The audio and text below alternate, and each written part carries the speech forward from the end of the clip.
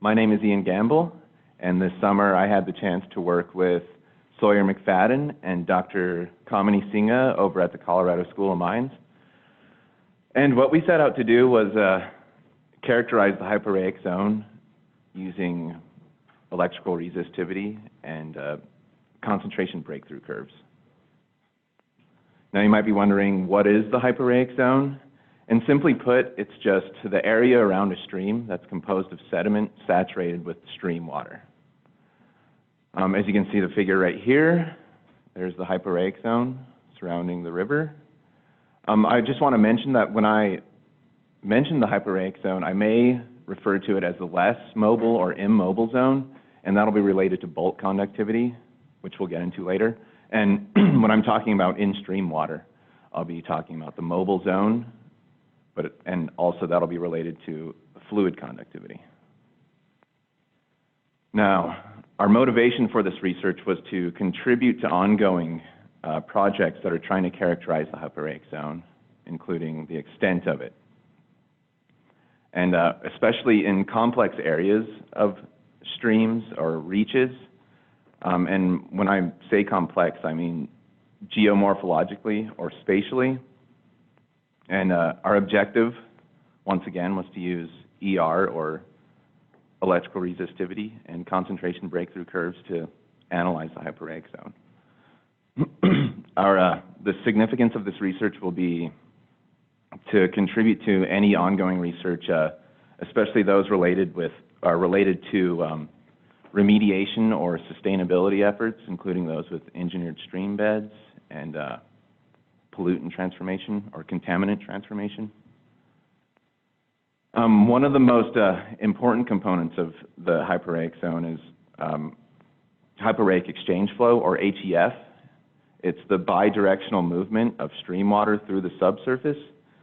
So in this figure, we can see that this is flow direction. We can see that the surface water is moving through this dune-like area upstream of the dune and exiting back into the surface water downstream, and that's when the exchange happens of certain things. But HEF influences several aspects of a riverine system, including habitat.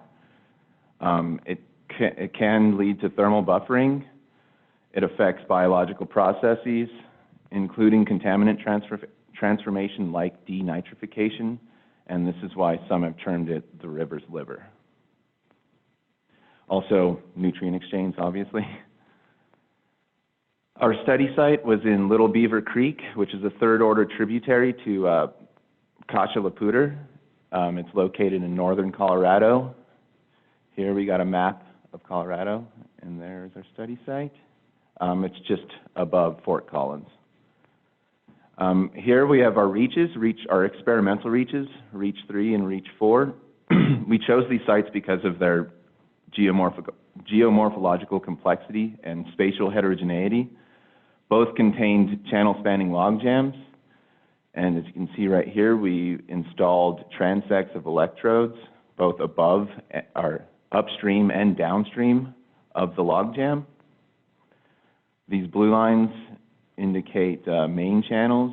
Dotted lines indicate anabranching channels, or channels that just diverge and then reconverge downstream from the main channel. And also, this is an aerial view, in case that's not obvious.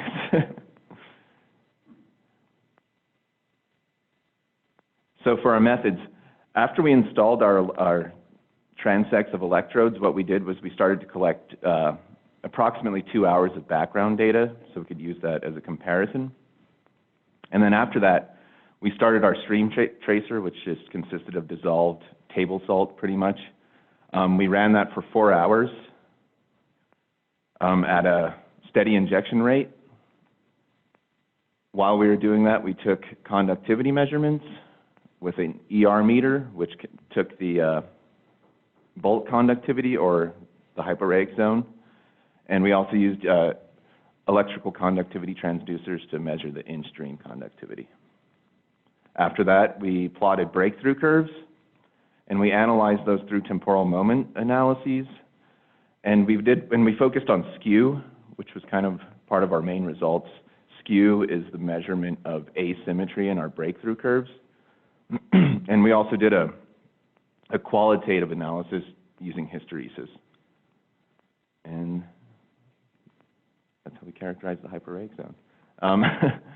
Right here, this figure is a figure of a simple resistivity meter. How it works is we inject current into the surface, and we measure the change in voltage, which is delta V, current being I.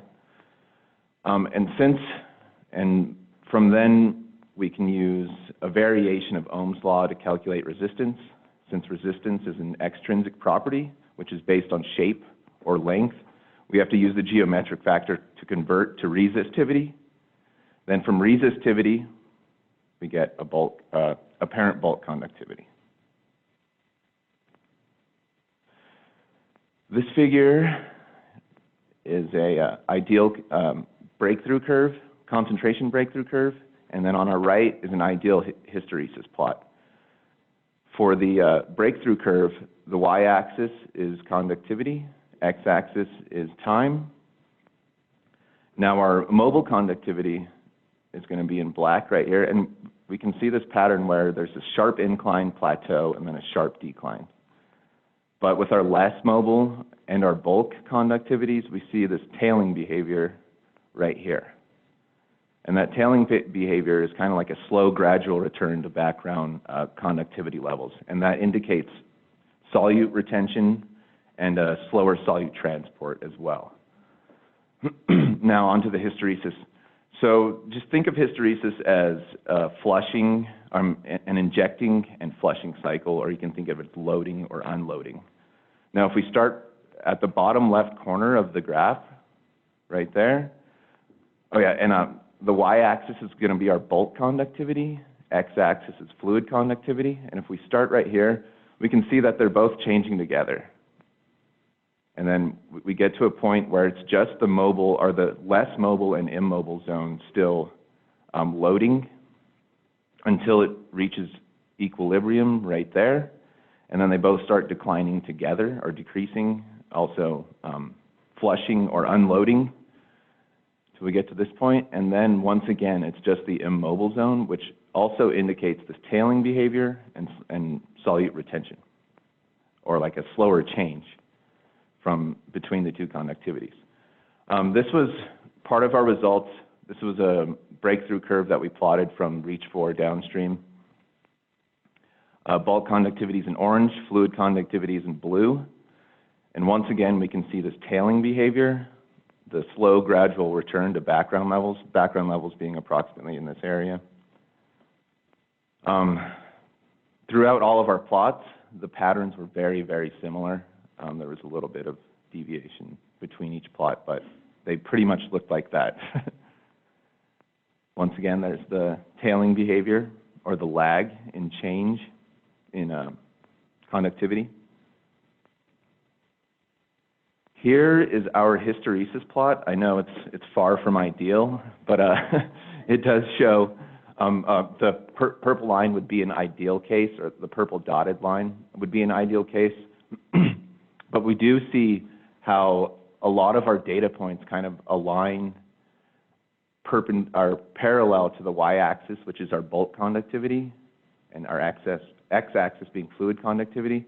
We can kind of see it making the arms of the immobile zone in the ideal hysteresis plot.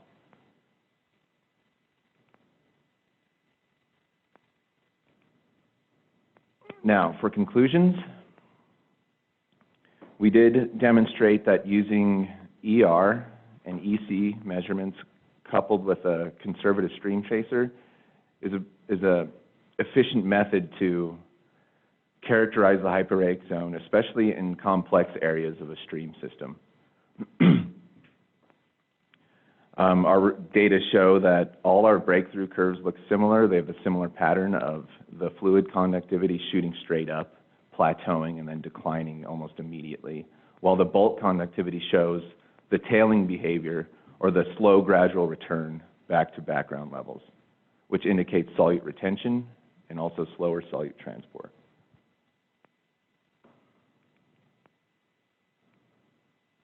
Another interesting conclusion we came to, or assumption rather, is probably more accurate, but we did see that the higher the discharge, the higher the skew calculations we got. And remember, skew is the measurement of this asymmetry of our breakthrough curve. So assuming we could, or an assumption we can make is that the higher the discharge, the higher the hyporheic exchange between the surface water and the subsurface flow. Once again, this data that we have collected, or these data that we have collected, can be used for a comparison with any like engineered stream beds or contaminant transformation research. Hopefully this can be like a starting point for that.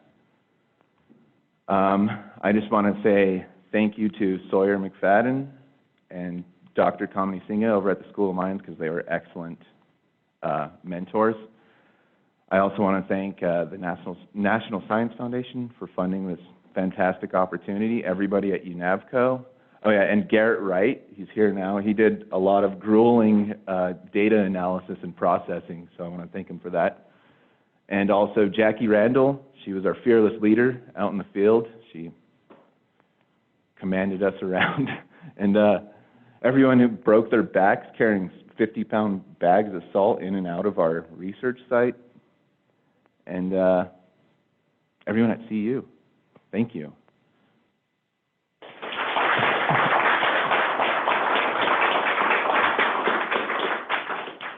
Thank you, Ian. Do we have questions for Ian?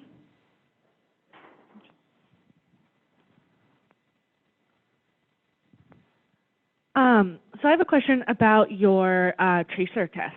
How did you ensure that the salt was homogeneously distributed throughout your stream, throughout your test?